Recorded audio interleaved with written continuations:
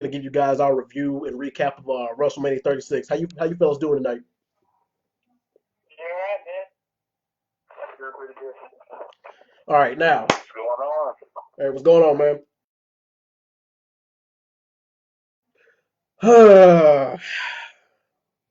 The first ever two-night crowdless WrestleMania. You know what? Let's start off with the positives first. Let's start off with the good things about it.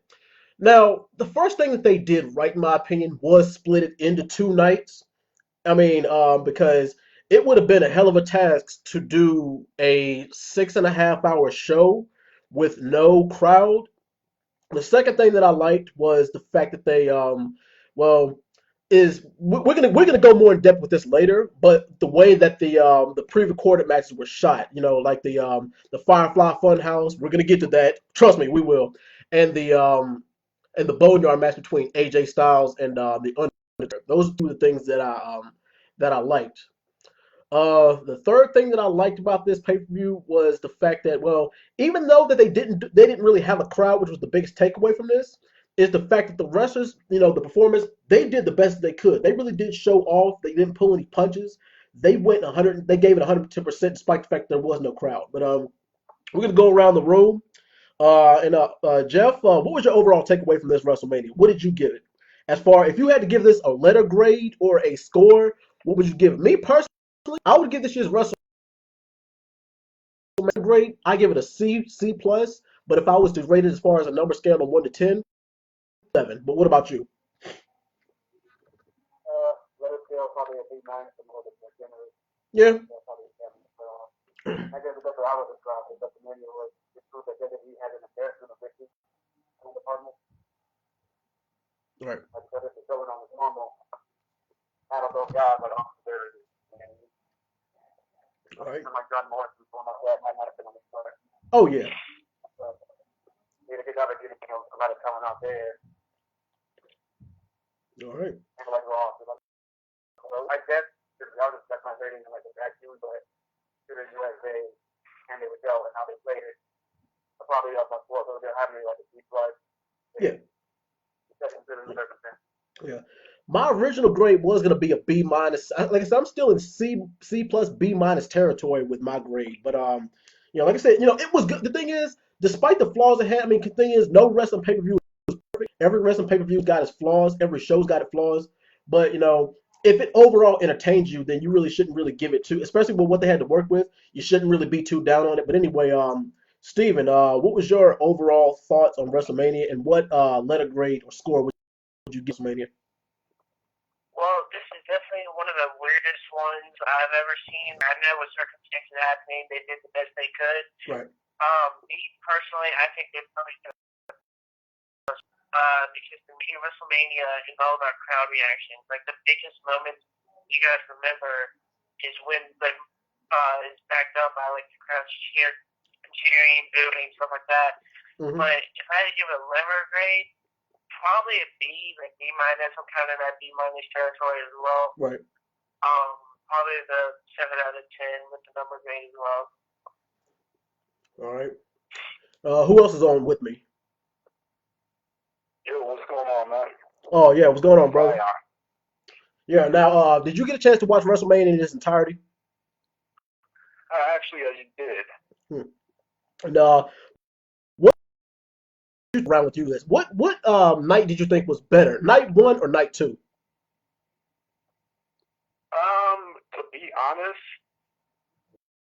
and when it comes to like storytelling and psychology, Mm-hmm. night two took it away. Right. I feel the same way. You know. Yeah. Yes. Yeah. Jeff. What was the better night to you? Night one or night two? I honestly agree with everything you said there. Like, I think it's the same thing that I do with something that you're saying. Definitely match quality. They went with better, but they just like they had the first one and not the third one. I think they had going on.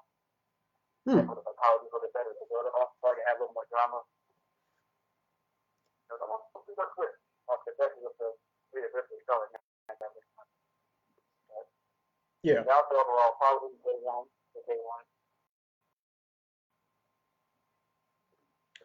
But yeah, I mean, I feel like I said, a lot of people feel like that it kind of took away from it. I mean, because of course you got the casual wrestling fans, the people who are new, like, but wrestling is scripted. Wow, really? Well, I had no idea. Duh, stupid. We know. I mean, and the thing That's is, honestly, yeah, that's one of the oldest things I always hear from people saying that scripted it's fake. It's like, we know. So it's half the TV shows you watch. You still watch them, right? exactly. But yeah, we know the rest of the scripted. And the thing is, that the fact that it was scripted was the fact that we're gonna get into this in a second. To me, the AJ Styles versus Undertaker match, the Boneyard match, to me that was the best because think about it. That match was shot beautifully, the angles, and the thing is the overall storytelling. And the thing is, one thing that we don't really get to hear in matches is the dialogue between the characters. We don't get to hear the dialogue between the two wrestlers. The thing is that really wasn't so much a wrestling match as it was a performance. The same thing with the Firefly Funhouse. Once again, we're going to get to that. But yeah, to me, that was the 5-star match of the night, of at least for night one. Now, me personally, for night two, the match of the night was me as far as story and overall performance, it had to be Edge versus Orton to me. Um, yeah, at least in my opinion. But all right, we're gonna go around. Jeff, what was your match of the night for night one and night two? So kind of hard to get Josh Hayes get Mm-hmm. they get Josh on second match at the production and story on the money put into it. Not for an entertainment factor. I mean, that's a pure wrestling factor. I got to do it no matter what. Oh yeah, So, and yeah. All right, Steven, what was your match of the night for both night one and night two? For me, it would have to be for night one would be the Undertaker versus AJ Boneyard match.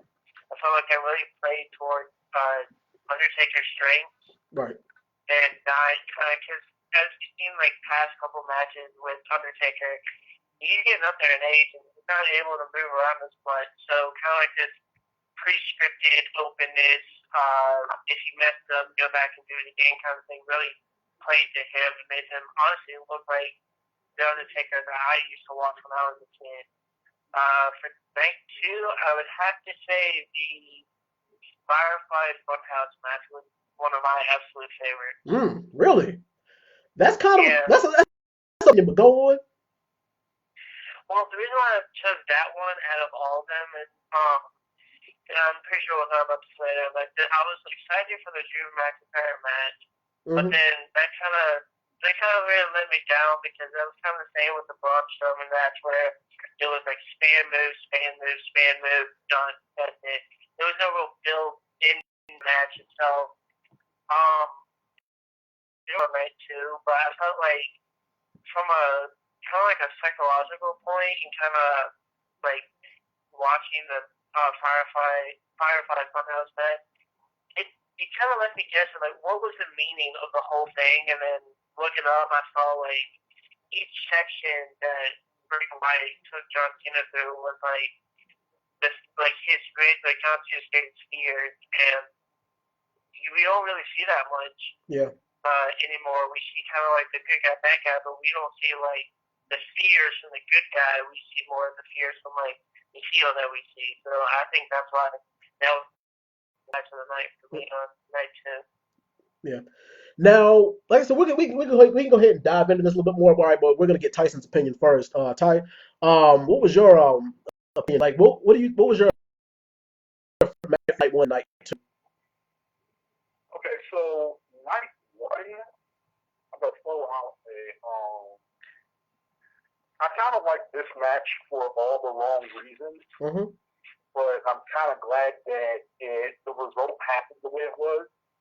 So the first match of the night for night one, I actually like Becky Lynch versus Shayna Baszler. Oh, really? Wow. Okay. So I'm just gonna put it out there. It's kind of like you know how Asuka had her huge run Yeah. and she was like white hot going into Mania, Mm-hmm.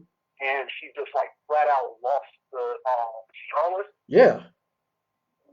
Okay, so it's the same. I feel like it's the same result, but I don't think it's going to hurt her as much as it does that it did for Oscar. I think Right. for her losing that match might catapult her into something even larger Mm. than what we expect. You Mm. know? Now, obviously, for match for night two, it's got to be obviously the Firefly Funhouse match. Wow. You know, Mm. you have not only the breakdown of John Cena, all of these like deconstruction, eggs that go with it, We got to but see it's the like came out with phases like of it his came, career. Yeah. yeah, but it came out with like memes and stuff like that. Hmm. Like it was a big callback to John Moxley's podcast when the big star was like, "It's such good shit." Yeah. Like I don't know if y'all caught that, but it was like everything about that was so meta, and you gotta think Matt Hardy back in 2016 breaking that door down to where people are not people cinematic with their wrestling. You know, I really enjoyed a good cinematic match Mm. like that. Right. So Right. that was mine. Right. Now, my overall opinion on the Firefly Funhouse match, I was watching it. I was watching this match. Fans, everybody in between. I was like, what in the hell am I watching? But then I went back and replayed the match again. I watched it and I enjoyed it more. And the reason why is because I actually understood it. I understood what the angle they were trying to take. I got what they were going for. It's like, okay, this isn't a wrestling match. And the thing is, if you for everybody who's watching this, if you were watching the Firefly Funhouse match just for the wrestling side of it, this match is not for you. I'm gonna go ahead and say that right now. This match is not Yeah. exactly. If you're watching this for the wrestling, it's not for you. This is not a technical wrestling match you look for. This match is it's supposed to be a cinematic type of thing. It showed the Fiend as a character. It showed John Cena. It broke down pretty much the phases of his WWE wrestling career, and it took you through all that. It basically just showed you both the outside and the inside of them. And the thing is, I'm actually happy with the result of the match. I'm happy. I went on this poll online that said who you think is going to win this. I predicted that Bray Wyatt would win, and he did. I'm actually happy with the results of that match. That's the reason why I like it a lot more the second time. I'm like, oh, okay, now I get it. I see what they're doing. I see what direction they're trying to take this in. But all right, anyway, next up, what was you guys the most underrated sleeper match of this whole event? For me, it had to be the triple threat ladder match between Kofi, John Morrison, and Jey Uso. That was like the triple threat ladder match. Yeah, it's kind of everybody's like, well, it's kind of hard to have a tag team ladder match with only half the tag teams there. No, it's not. WrestleMania is known for having classic ladder matches, and this one, while it might not have been the best, still those guys put on a hell of a show for a ladder match with no crowd. I mean, because normally if you watch them, we us guys, when we watch, as long as we've been watching wrestling and WrestleMania, everybody looking for that holy shit, bananas, Shane McMahon, Jeff Hardy type of spot. We all look for that when we go, to see a special, a WrestleMania ladder match. We look for the high flying moments. We look for the holy shit spot. That's what we look for. But to me, that was the sleeper match of the event. But Steven, what was about you? What was the most underrated match in this card to you? Let's see, underrated match. I would probably have to go say agree with you with the tag team ladder match. Like, yeah, I know people complaining about it. I know you don't have to do that, but for what they had and what they had to do, they put on one hell of a show. I loved how, like you said, when everyone wants to see that high flying OG Kofi Kingston and John Morrison, who have been known for these like high spot OG moments that they put on in everything they do. I think that was a great thing, and to have the Usos, well, kind of brings in that chemistry of like the New Day, the Usos, and then it brings in that like he's a special ingredient with John Morrison with recent return coming back and showing off all the stuff that he's been able to do. All right. All right, Jeff. What was your sleeper match for this whole event? So y'all, stand on the lot of it, which is that the ring match that they won. So I think I'm gonna say one match that probably on the radar because I feel more happy with the result. That Mm-hmm. was solid play, but Hmm. All right. I think the Rhea, he throws her ass off the leg and everything like that. And I'm not noticing this. Rhea's still pretty great. She's the more protected and the more too long. Plus her breath, and like the only dominates, the only go off. Off the fence. That's Yeah. all that stuff. It's a better indication. And put it in, I guess, really the queen is a bit new place right now. But again, like most people, they probably will get the result when they get something from Hmm. All right. All right. Todd, what was your sleeper match for this whole event? Sami Zayn versus Daniel Bryan. Oh God. Oh yeah. my number two. Yeah. Yeah. Definitely. You know, this is finally the coming out party for Sami Zayn. Mm-hmm. We're finally seeing him what he is capable as when he had gold across the. You know what I'm saying? Like, we forget that he's been putting up classic matches for like so long ago. And him being in this managerial role, you forget about that. But when you present it, it was just magic to me. Of course, you're going to get Daniel Bryan doing what he does. He always puts 100%. Right. But everybody forgot what Sami Zayn does. So I really enjoyed it. It was hell of a great. All right. America. Yeah. Definitely. Definitely. Now, it's that time, fellas. Like I said, I hate being negative Nancy, but now for the bad. Like I said, this was a crowdless a crowdless event. Because of what's been going on around the world. But what was one thing that you would have done different from this entire event? What's one thing that you might have changed, or one thing you took? All right, for me, like you guys might disagree with me with this, but I would have held off on every single major title change for this whole event. I would have Goldberg versus Braun because they built. The thing is, I know Goldberg is 53 years old, I believe, and the thing is, Braun. I mean, he's gonna get his whole because Goldberg matches don't go longer than 5 or 10 minutes. We all know that. We've watched the wrestling for 20 plus years, but like I said, I personally don't think that Braun should have won, at least not in that fashion. Especially if in the next 2 months they're going to feed him to Roman, which I pray to God they don't do. I hope he has. I think Braun has a lengthy title run, unless I hope I'm right about this, but I don't think the WWE is going to go in this direction. I hope that Braun keeps the title long enough for us to see a Braun Strowman versus the Fiend at SummerSlam.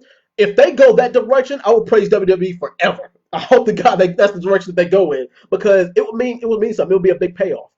Now, also, I was going heads or tails as to whether I'm like, of course, Drew McIntyre he finally got what he deserved as far as the him beating Brock with 4 Claymore kicks.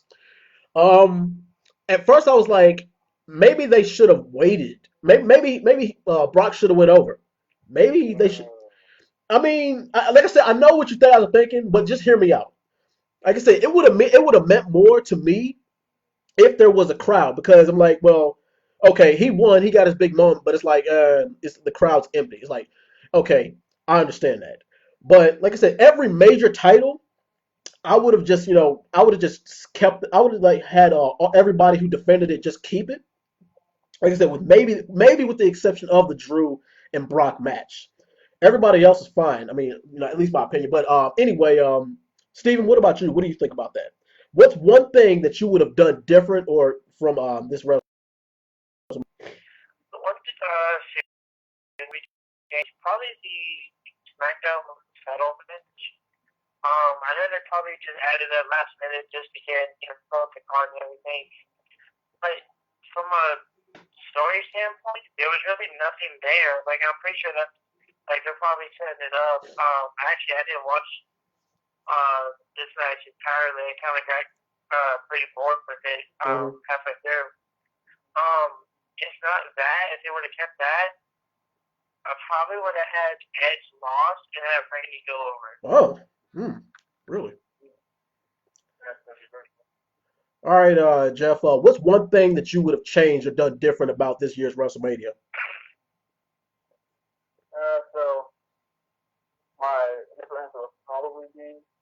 women's tag title match. Right. But I understand that because it's like I don't even probably stand on the contract, but it's still going to like win and lose. So I understand what they had to say off them for the time being. It's not going to get it back. So I probably have to say. I'm saying to the vote of Ron someone goes over because Ron did right never got invited to those 62. Now Bruce was over. Yeah. The man who retired my favorite all-time wrestler with a head injury. Yeah. I'm not a big fan of Braun Strowman. I've never really been a big fan of him. Yes, Paul dominated the whole league. Yeah. Now it's Braun returned heel, and you're talking about who's going to get the team 50-50 at the still on title reign. And stuff gets like complete. They was getting that for a long time. Maybe every major series because of the main roster. But I don't like the idea of Braun as a champion of the state. This dominating guy never really worked for me unless it was like the Brock Lesnar. Yeah, early 2000s, like he was Kurt Angle in the like Yeah. Yeah, you're right about that. It kind of usually does only work if the monster is the heel champion. I mean, a monster face doesn't really work that often, especially. But thing is, look at who Braun Strowman has to work with. I mean, like I said, you can set him up against the Fiend. You can set him up in a mini feud with Roman. You can set him up against somebody new. You can give him a new guy. I mean, hell, uh, maybe in a special stipulations match, maybe you could set him up against maybe a Daniel Bryan. That's only if you want to put Daniel Bryan, which I'm not sure that they want to do. At least not yet, especially with the whole Drew Gulak and Sami Zayn and the Cesaro and Shinsuke Nakamura thing going on.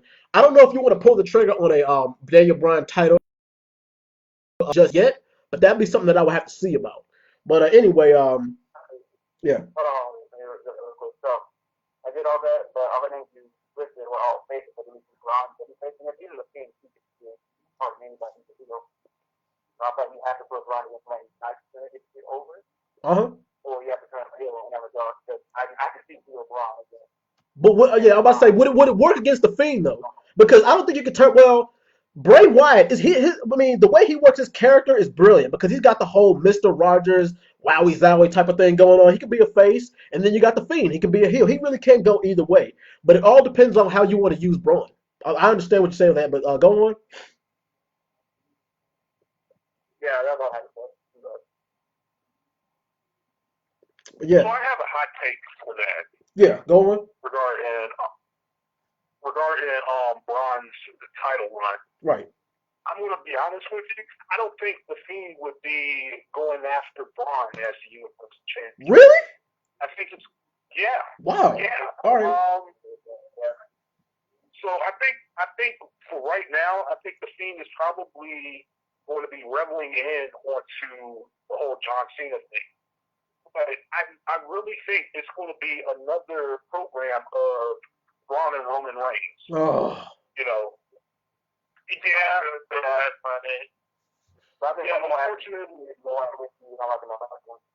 But that's exactly what I don't want. But go on.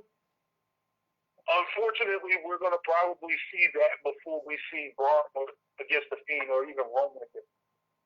I think it's going to be that whole thing they're banking on,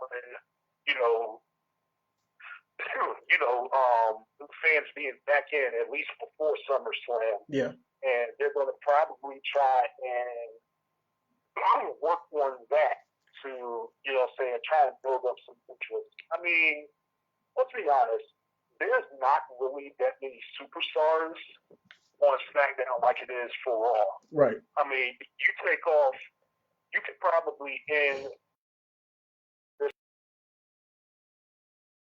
You could easily put either one of them.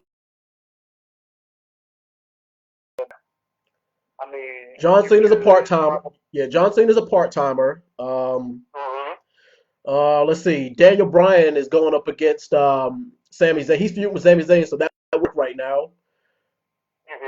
Let's see.